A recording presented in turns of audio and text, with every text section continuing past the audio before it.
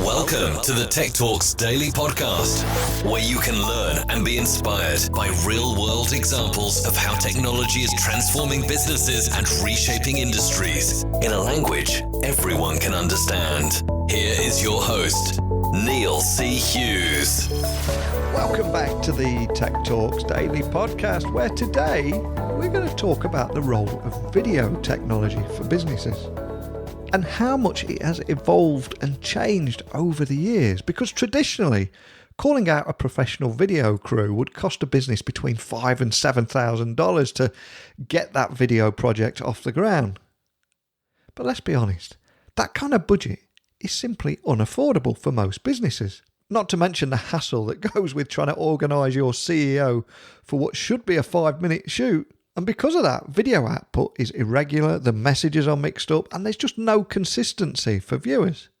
And in the corporate video production world, today's guest was struck by all those issues and how clients repeatedly came to him and told him that they wanted to produce internal marketing or internal promotional videos every week, but it was just too hard and too expensive. So he realised that they could equip companies with the right gear and the right training, that they would then be able to film their own content, and they could do away with all the heavy lifting with post-production. So Mike Pritchett is the founder and CEO of Shootsta, and with over 14 years experience in the video production industry and starting his career behind the camera and then moving into post-production as a visual media communications expert, he now specialises in directing and project management. So I wanted to find out more about the story behind Shootsta and how Mike spent 4.5 years of his career travelling across Asia, producing promotional and corporate videos for an international media company, and how it all led to what he is doing now. So come with me all the way to Singapore, where Mike is waiting to speak with us now. So a massive warm welcome to the show, Mike. But can you tell the listeners a little bit about your background and essentially what brought you into the world of video? Thank you for having me on the show. It's a funny one. What's brought me to the world of video, I never feel that I've been out of the world of video. It's been a passion of mine ever since I was a young kid. I was always that person bugging people with the camera, filming their lives and making my own little movies out of it. For me, I feel very, very blessed that life, as we know it, I suppose, has moved to video. The world's moved to video, and it's become a very important part of business, whereas my two passions have been the entrepreneurialism side and video, and they've collided together at a perfect time for me. For people that are tuning in and just hearing about you and Shootsta for the very first time, could you just tell the listeners a little bit more about exactly what Shootsta is, and also what is the company's unique selling point? Yeah, definitely. It's the only way I can really explain Shootsta is by giving the elevator pitch. So at risk of being too salesy, if you don't mind, I'll do the 30-second pitch. Sure. Excellent. So what we do is enable companies to create video content at scale by equipping them with a custom-built camera kit, training and resources to shoot their own content. And we also provide them with the technology that sits between us and them for them to upload their brief, have all of their previously shot footage and elements living online in that hub. Our editors download that footage, have all of their pre-stored animations, their logos, etc., and they get working on that content and have a professionally produced video turned around and back to them within 24 hours. And you have had a great career here and seen a lot of things evolve throughout the years, and especially with technology. So I've got to ask, because we've come such a long way in the evolution of video production, can you talk about some of the exciting developments that you've seen along the way? Yeah, it's funny. I'm producing videos in a commercial sense since companies would call me and once every 5 years and ask me to do their corporate DVD, which well, even before that, back my first job in the industry was cutting negatives of film together. So a very different space now from what it was, moving through VHS, et cetera, onto DVD. But obviously now we're in a world where everything is video, and every time you jump online, you look at your feed, there's so much video content there. It's such an exciting space, and the tech has has really helped move that space forward, not just on a creating content level, but a viewership level, making it readily available and digestible for people. And it has come a long way, but of course, none of this happened overnight and without overcoming a lot of challenges, I suspect. So, were there any particular hurdles that you had to overcome when launching Shootsta? Yeah, well, it's interesting. For me, Shootsta was an answer to a client's problem. So one of the key things I always say to business owners and entrepreneurs is make sure that what you're doing is actually, or what you're wanting to do is actually answering a problem, not just a great idea that you've come up with. And for us, this idea was really given to me, I guess, or more to the point, forced down my throat by my clients. I was running my other business, Trapdoor Productions, which is a high-end TVC production company. And clients were saying, thanks for the $100,000, $200,000 job, but now we want you to come and film our CEO. Can you film this HR manager? Can you film a training piece over here? And they were all essentially piece-to-camera videos that they didn't have the budget for. And so that's why we came up with Shootsta. But one of the key things in getting the cost down for the client was, how can we share a little bit of that workload, and what is the most, variable cost when it comes to production? Well, it's the actual shooting. It's going out to site and on location and filming for them. So that was something that we needed to remove from the equation for us and train them up to do, which has enabled companies to scale immeasurably. But then you've got a huge amount of tech problems. You've got obviously equipment, which equipment suits for that? How do they get that footage to us? And even 4 years ago when we launched, there was a lot less availability of even the amount of broadband to get us the footage as well, the weight of that footage, how much time that was going to take. So a lot of work on our end on the encoding side of things, working with the right codecs, making sure that our platform would work around the world for people to upload content extremely quickly. That was probably the biggest hurdle for us in launching Shootsta. And I'm curious, with a background in Australia, what made you interested in developing your brand in Asia? Because I've got a feeling there must be a story there. There's always the story.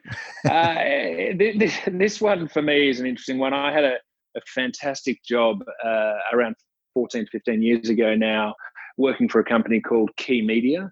And Mike Shipley, the owner of that business, was a bit of a mentor to me, and he threw me in the deep end. So I was lucky enough to spend 4.5 years of my life traveling Asia, filming interviews and events for an online magazine through Key Media. And that gave me exposure to Shanghai, Beijing, Hong Kong, Singapore, Tokyo, and strangely enough, Toronto as well, which was part of that, which was good fun. But I fell in love with the region. I absolutely love Asia. I think there's so much potential here for a lot of tech companies that are focused just on the US, and then they come here and see how huge this market is. I think for us in Australia, we are a very, very small market. And I knew the second I saw the potential that Shootsta had, I knew that we needed to take this overseas. For me, Singapore is, it's nicknamed Asia for beginners. It's a very easy place to live and an easy place to raise our daughter. My wife's actually half Singaporean. So coming here was absolutely no qualms at all. And it's a great place to live and expand the business out around the world, which the US and the UK and Europe are also big focuses for us. It's a great story. And like you say, it's so important to share as well, because I think there is a lot of companies on the west coast of the US just focusing on that market. But it is such a huge market in that Asia Pacific region, isn't it? And really up and coming. Absolutely. And you look at the USA, and I've seen it in reports out of the US where they have USA on one side of the board and ROW on the other. And it confused me for a while. What is ROW? Oh, rest of world. And I can't blame them. When you look at the size of the US market, the population there, and the figures that are being spent on ad spend and video, it is an incredible market to be in. So we are absolutely focusing on that. But the rest of the world, the ROW, is also massive. And when you look at the markets like Japan, it's third highest in the world for ad spend, and that's just Japan. And that's in 2 cities, whereas, of course, the US is spread out across a crazy amount of cities and all different tax jurisdictions, and a very difficult place to expand across geographically as well.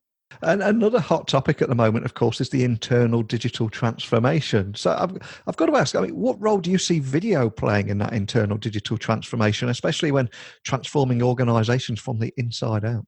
Absolutely. Well, digital transformation is a massive part of what we're about at Shootsta. So enabling everyone, you mentioned transforming from the inside out, we are enabling people across the entire organization to shoot content. So it's not centralized to a production department that does X amount of videos, and if they need to do more, they need more headcount. At Qantas, for example, we've trained over 200 people to shoot content themselves internally around the organization, and they can shoot that content, upload it to our hub, and we can do the post-production. So when you're talking about sorry, I'll just go back there.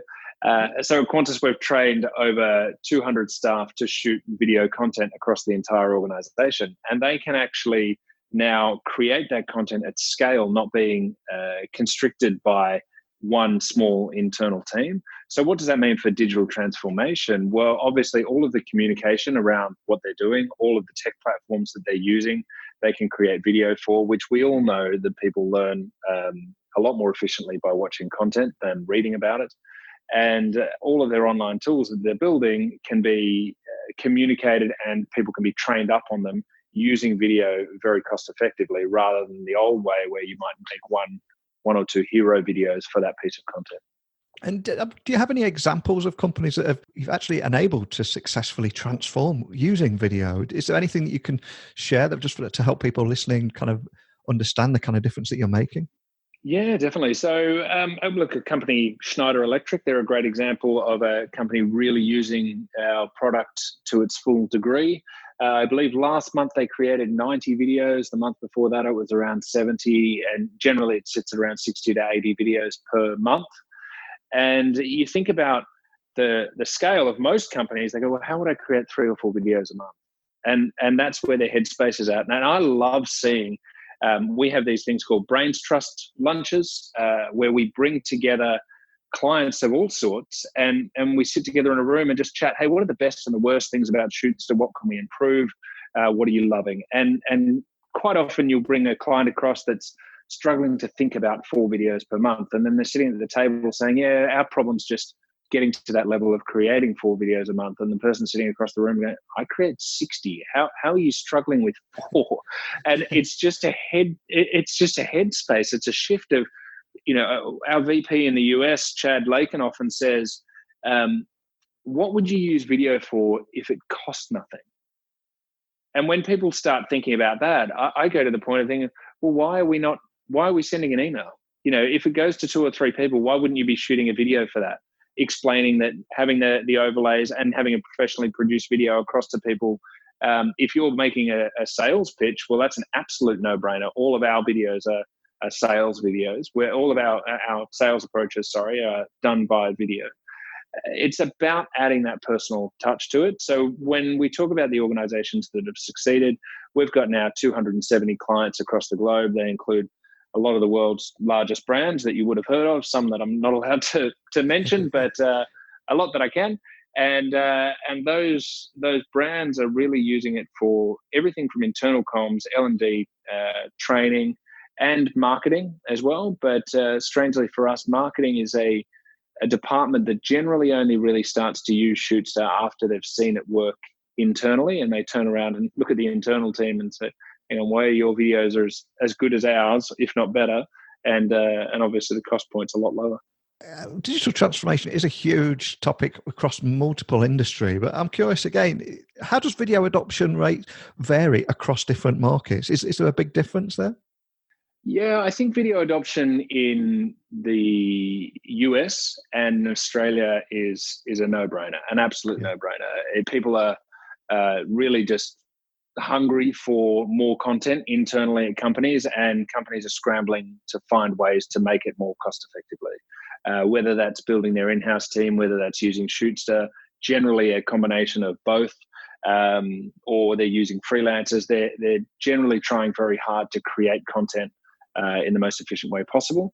In Asia, we have found certain markets still questioning and saying, well, is video the future? Are we needing video? So they're probably a little bit slower to the table, to be honest.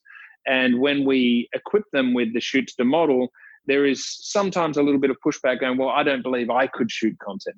Whereas somewhere in the US and Australia, they get it and they realize how powerful their smartphone is, and they realize that with a bit of training on shot composition, lighting, et cetera, they and the right equipment around audio, they can shoot content themselves and they have the courage to do it. But in Asia, I would say it hasn't been adopted as, or maybe they're not as far ahead as the US and Australia in that space. And to be honest, the UK would be in between for me. Can you tell me a little bit more about the future of digital transformation through video, and especially where we're heading in 2020 and beyond? Is there any big trends that you're noticing there? I think one of the big trends going into 2020 will be the, I don't want to call it bottom up because I hate hierarchies and I hate that term, but maybe in to out, however we want to say it. It's not top down. It's not top down communication anymore. It's not just, hey, we've got our CEO that gives us a message once a quarter and that keeps us all happy and that's our video. It's everyone in the organization having a voice. That would be one of the big things that I'd say that video can bring to the fore, especially cost-effective video. But I love it when I see people within the organization becoming a hero through the content they create. And I've seen multiple times, there's an employee here at Singtel in Singapore who has become famous internally. You know, literally he sort of says, oh, I find it awkward. I'm in the elevator and people are saying, oh, yeah, I know you. I saw you on the video last week. And before they were creating content, they were kind of no one at the organization. And now they're internally famous at these organizations. And I absolutely love it when I hear that. And they're using the Shootsta kit, creating content themselves, putting it out there internally, whether that's for internal comms, training, L&D, or just for fun on an HR level. You know, even people are creating videos for someone's birthday or someone leaving or welcoming someone to a team.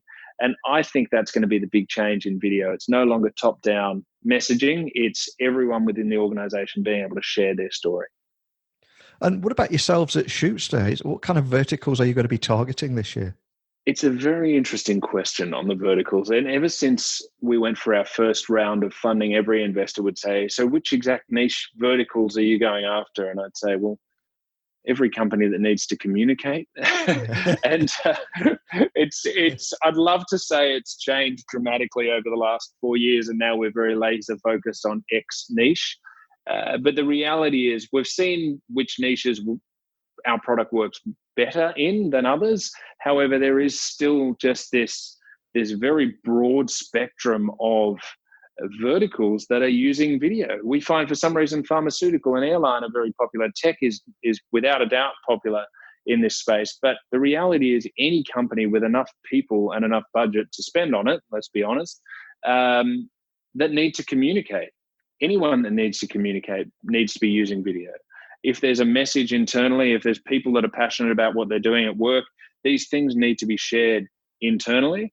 And the most powerful way to do that is through video. So even the SME market, that is a space that we have products coming out in the future that we'll be working with and helping out to create content. For now, most of our market is large enterprise, but we don't have a specific vertical that we're focusing on. And it is an incredibly exciting space to be in at the moment, and it's continuously changing. Is there anything else you'd like to add about things that make you excited about the future and the direction that you're heading? I appreciate you probably can't share too much, but is there anything you can?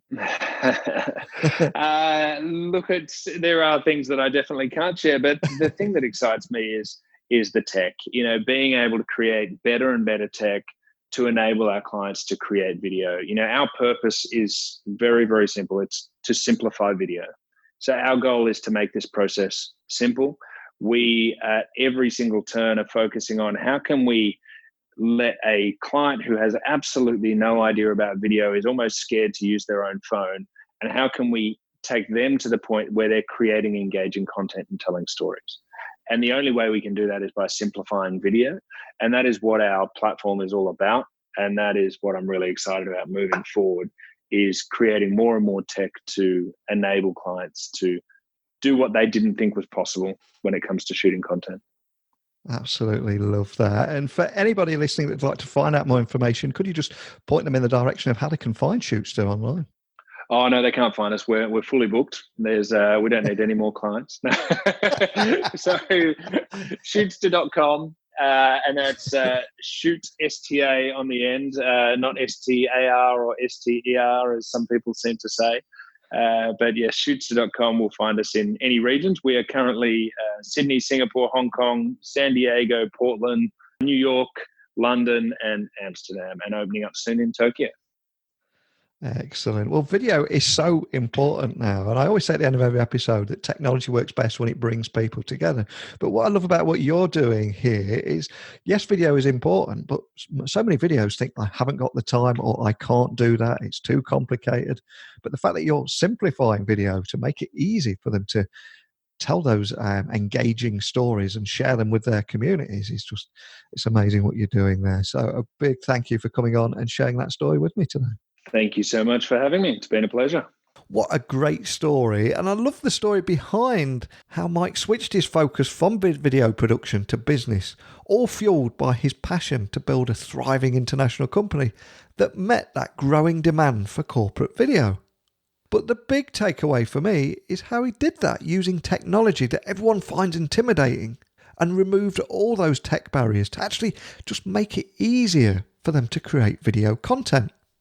And I do think that Mike is my spirit animal here, because that's exactly what I try to do with my clients who find the prospect of setting up RSS feeds and editing audio files intimidating, and why I offer to do all the heavy lifting so that anyone can launch a podcast.